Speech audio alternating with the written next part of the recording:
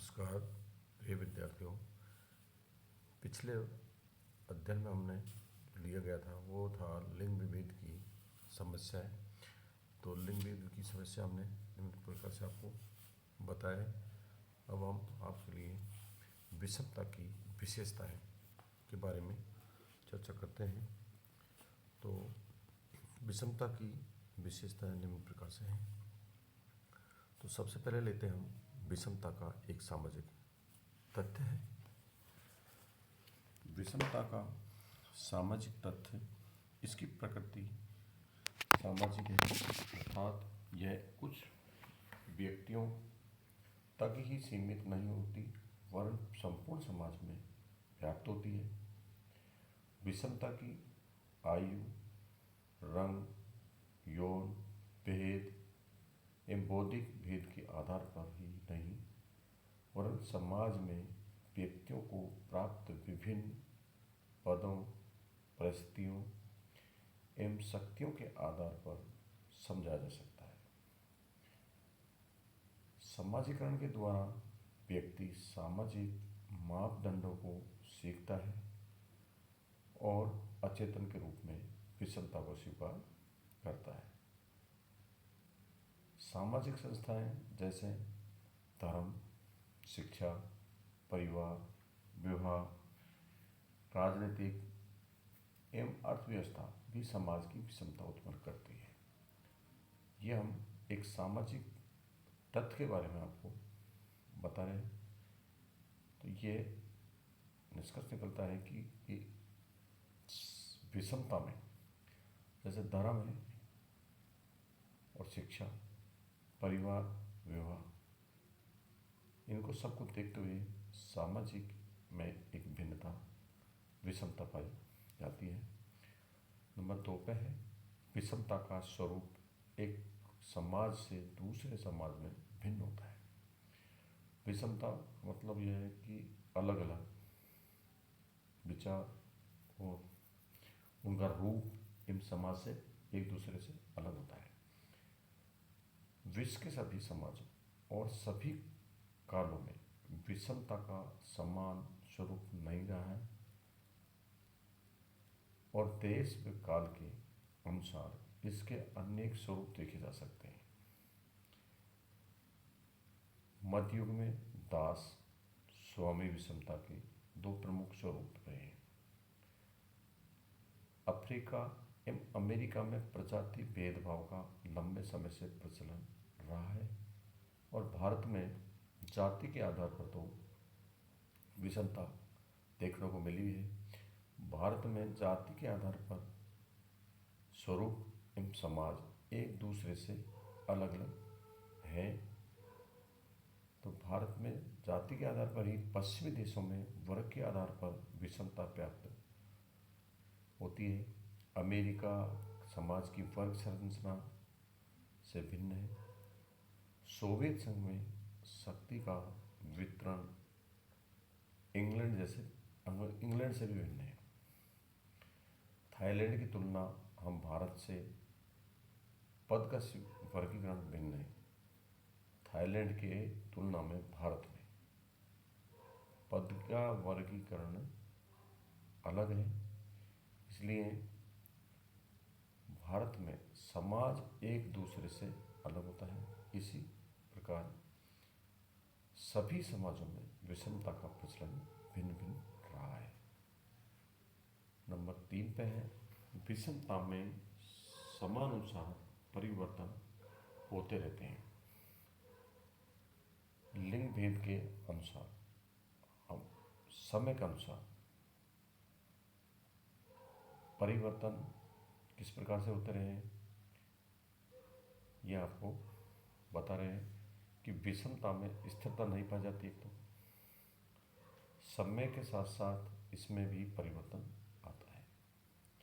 आज भारतीय जाति व्यवस्था वैसी नहीं है जैसी वो पहले थी।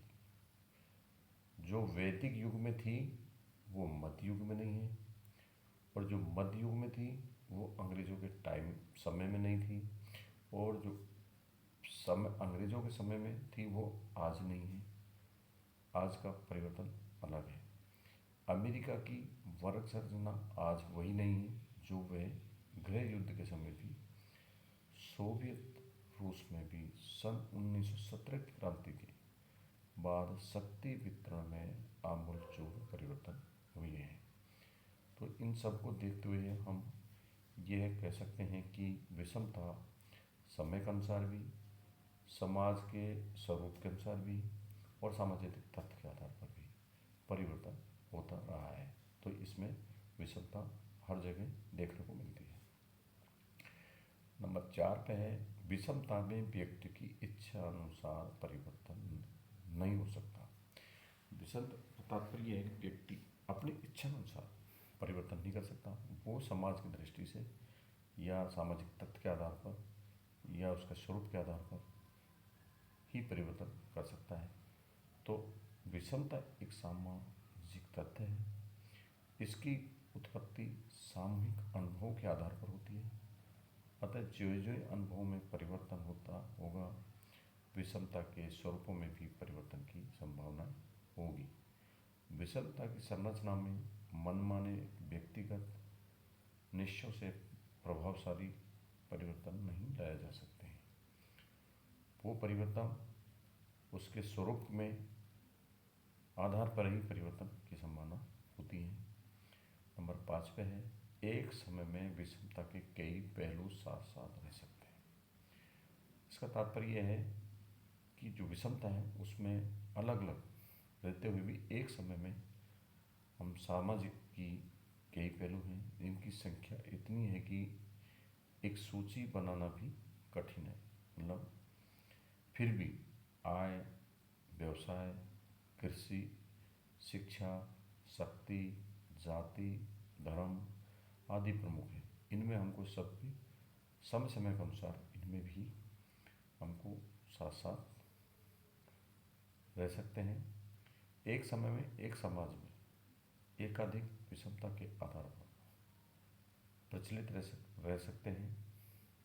उदाहरण के लिए भारत में ही हम जाति, लिंग, व्यवसाय, वर्ग, पद, शिक्षा, धर्म, राजनीतिक, अर्थव्यवस्था के आधार पर हम सामाजिक विषमता का प्रचलन व्यवहारिक रूप से देख सकते हैं। अंतिम बिंदु है कि विषमता विश्वव्यापी है। आज जो दुनिया में कोई भी समाज ऐसा नहीं है जहाँ किसी न किसी आधार पर विषमता नहीं पाई जाती हो। हर समाज में हर जगह विषमता देखने को मिलती है। इसके आधार पर स्वरूपों में अंतर हो सकता है और विषमता सभी समाजों की विशेषता रही है। मार्क्स का कहना है कि प्राचीन समय में आदिकालीन वर्गहीन समाज व्यवस्था थी और आने वाली व्यवस्था समाजवादी या साम्यवादी वर्गहीन समाज के रूप में होगी। किंतु मार्क्स की कल्पना सही सिद्ध नहीं हुई। नवीन खोजों की से आदिकालीन वर्गहीन समाज की पुष्टि नहीं होती है। तो यह स्पष्ट है कि विषमता सभी मानवीय समाजों की विशेषता रही है। इससे आगे हम लेते हैं जाति संबंधी असमानता। देखो, जाति संबंधी असमानता अलग अलग जातियों में जन्म जाति देखने को मिलती है। तो इस आधार पर हम कह सकते हैं कि जन्म, जाति एवं प्रजाति में भी विषमता के लिए उत्तरदायी है। जो लोग उच्च समझने जाने वाले हैं, जैसे कुल, वंश, जाति एवं प्रजाति में जन्म लेते हैं, वे अपने को दूसरे से श्रेष्ठ मानते हैं और इसी आधार पर हम विषमता पनपती है। काले, गोरे, ब्राह्मण, हरिजन के बीच में भी पाई जाने वाली विषमता का यही आधार है। ग्रामीण भारत में जाति व्यवस्था सामाजिक विषमता का प्रमुख आधार है।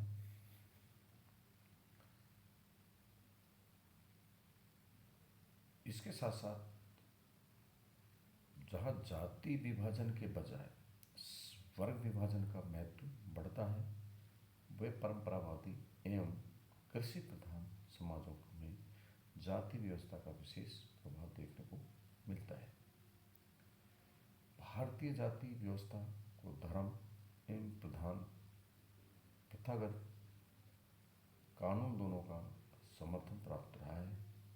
यहाँ सामाजिक विषमता सिद्धांत एवं व्यवहार दोनों ही रूपों में समाज स्वीकृत रही है। जिसकी सदस्यता जन्मजात होती है, प्रत्येक जाति का एक नाम और एक व्यवसाय होता है। एक जाति सदस्यता लोगों का एक वंशागत पैसा होता है और एक जाति के सदस्यों को अपनी ही जाति में विवाह करना होता है। इस प्रकार से प्रत्येक जाति की एक जीवन शैली होती है। वो कौन कौन सी होती है? वो इस प्रकार से है। जाति की सदस्यता जन्मजात होती है। जाति समाज का खंडात्मक विभाजन है। जाति व्यवस्था में उच्चता एवं निम्नता का एक क्रम पाया जाता है। प्रत्येक जाति एक अंतर्विवाह समूह है। प्रत्येक जाति का एक वंशानुगत व्यवसाय होता है। जाति के सदस्य खान पान सामाजिक सेवा संबंधी नियमों का पालन करता है। प्रत्येक जाति की स्थायी समुदाय में एक पंचायत होती है जो सदस्यों से जाति के नियमों का पालन करवाती है। प्रत्येक जाति की सदस्यता संपूर्ण जीवन के लिए होती है। ये कोई भी व्यक्ति प्रयत्न या उपलब्धि द्वारा जाति की सदस्यता नहीं बदल सकता।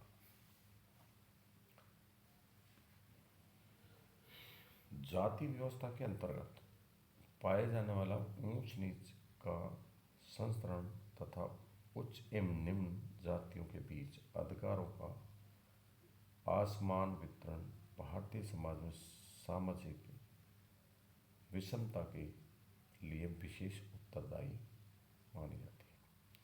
इसी के आधार पर आंद्रे बिताई ने भी बताया कि जाति व्यवस्था में संस्करण की एक प्रणाली सदैव से रही है।